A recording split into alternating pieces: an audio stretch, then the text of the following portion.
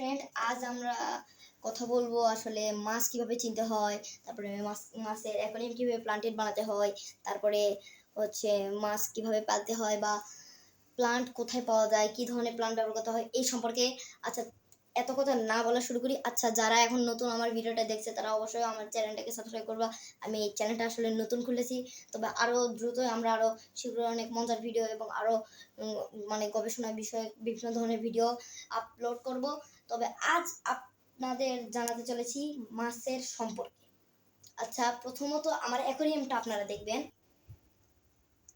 এখন আমি বলতে চাই যে আমি আমার মাছগুলো আসলে সেল করি, তবে আমার মাছ অনেক কমে গিয়েছে সেল করার কারণে। তো আমার একটা কথা, যে আপনারা যদি নিতে চান, আমি অনলাইনে কোনো বিক্রি করি না, আমার বাসায় এসে সরাসরি নিতে হবে। আমি আজকে এই ভিডিওতে আমার বাসার ঠিকানাও দিয়ে দিব। আসুন আমরা প্রথমে আমাদের মাছটাকে দেখি। দেখুন, আমি কিছুদিন আগে আরও একজোড়া মাছ এনেছি, খুব ভালো, আমার পছন্দ হয়েছিল।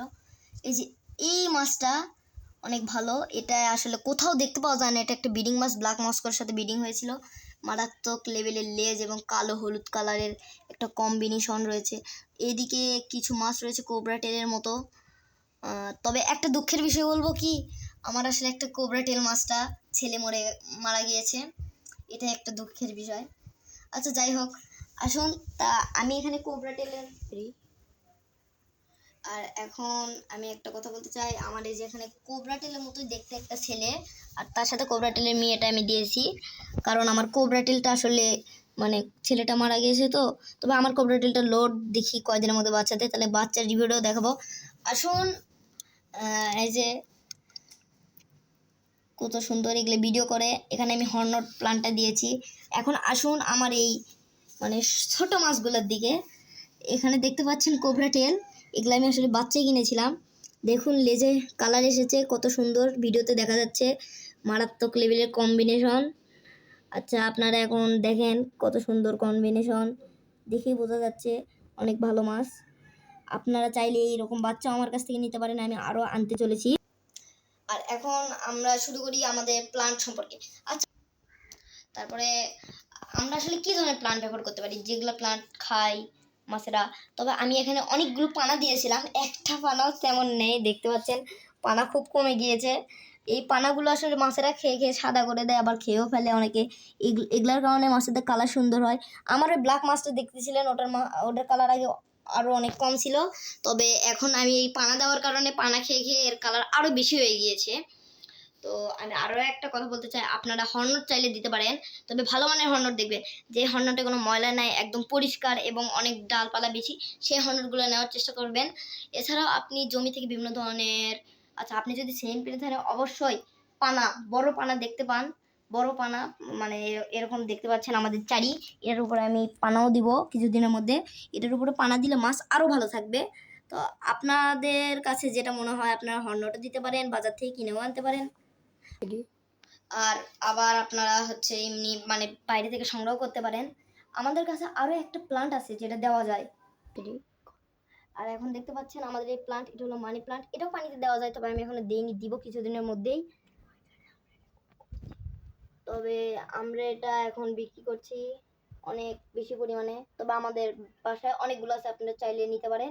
তবে আমাদের ঠিকানায় আসতে হবে, আমরা এটা কখনো বাইরে সেল করি না। এখন আমরা অনেকেই খাবার সম্পর্কে জানি না। আমরা ভাবি ছোট মাছ বা গাপ্পি মাছকে কী ধরনের খাবার দিতে হয়, তো আমি আজ থেকে দিব কী ধরনের খাবার দিতে হয়। আর এখন আপনারা দেখতে পাচ্ছেন এটা হলো কোয়ালিটির খাবার। আমি কোয়ালিটি এখন দিয়ে, আগে অপটিমামও দিতাম।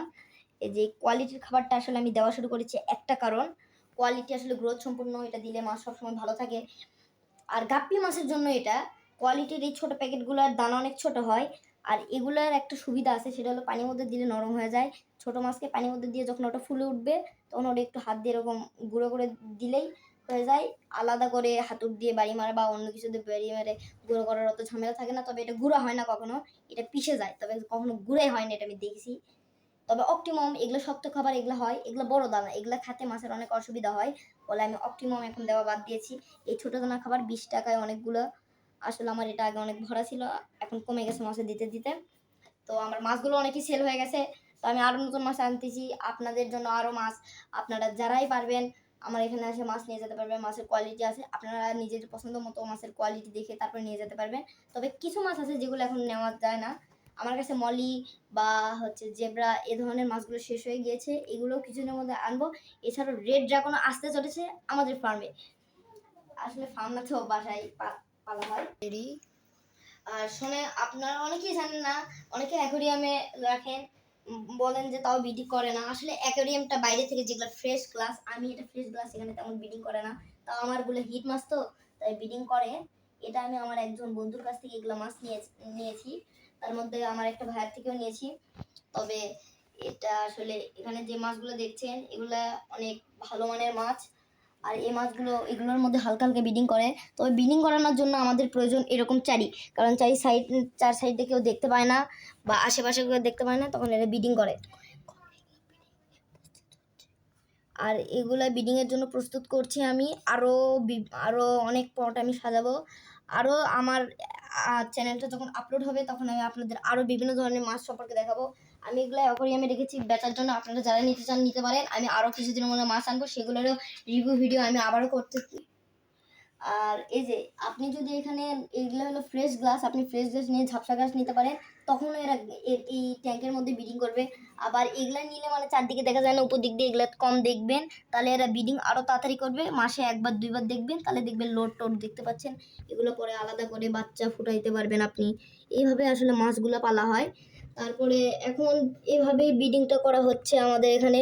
এভাবে আপনারা অনেক সহজ পদ্ধতি, আমি আসলে অত কিছু বোঝাতে চাইলাম না, সহজ পদ্ধতিতে ব্রিডিংটা দেখাই দিলাম। আর এখন আমাদের মেন কথাটা যেটা, আর এই যে এই মাছগুলো এখন বিক্রি করবো, আপনাদের ঠিকানা দিতে হবে নিশ্চিত। তো এটা আসলে বগুড়া জেলায়। আসুন আমার বাসার ঠিকানাটা দিই।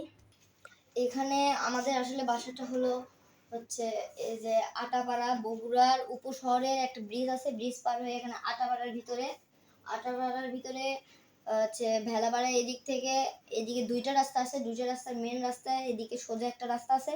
এই রাস্তা দিয়ে আসলেই আমাদের বাড়ি সবার সামনে পড়ে। যদি বলেন মাহিনদের বাসা কোথায়, তাহলেই বলে দিবে যে আমাদের বাসাটা কোথায়। এখানে আসে আসলে এটা আসার টাইম আছে, কারণ আমরা আসলে স্কুল, আমাদের লাইফ আছে স্কুলে। তো আমরা এখন এখানে কোথায় থাকি, বিকাল হচ্ছে 5:30, মানে 5টা থেকে হচ্ছে আজানের আগ পর্যন্ত এখানে থাকা হয়। আর সকালের দিকে মানে সকাল 8:30টার আগে পর্যন্ত এখানে থাকা হয়। তো আপনারা মানে 7টা থেকে 8টা পর্যন্ত এখানে থাকা হয়। এই সময়ের মধ্যে আপনারা চাইলে বিভিন্ন ধরনের মাছ নিতে পারেন। আর এখন আমি প্রাইসটা বলে দেই। আমার কাছে যেগুলো, যে ওই কালো মাছটা দেখলেন, মানে যেটা ব্ল্যাক মস্কোর সাথে বিট হয়েছে, ওটা অনেক ভালো মানের মাছ ওই ধরনের। আর এরকম লোড মাছের জন্য লোড মাছ আর ওই ধরনের মাছ, এগুলো হলো 50 করে জোড়া বিক্রি করা হয়। আর যেগুলো একটু মানে লোড না, হাফ লোড, তারপরে ছেলে মানে ওইরকম মারাত্মক লেভেলের হিটিং না, সেগুলো আমরা 40 করে জোড়া বেশি। তো আপনারা যারা সাবস্ক্রাইব করবেন তাদের জন্য হিটিং মাছগুলো এখন আমরা বিক্রি করতে চলেছি 40 টাকা জোড়া। যারা সাবস্ক্রাইব করবেন তারা এখানে এসে 40 টাকা জোড়াই নিতে পারবেন আমাদের মাছ। আজকে এই পর্যন্তই, বাই, আলহামদুলিল্লাহ।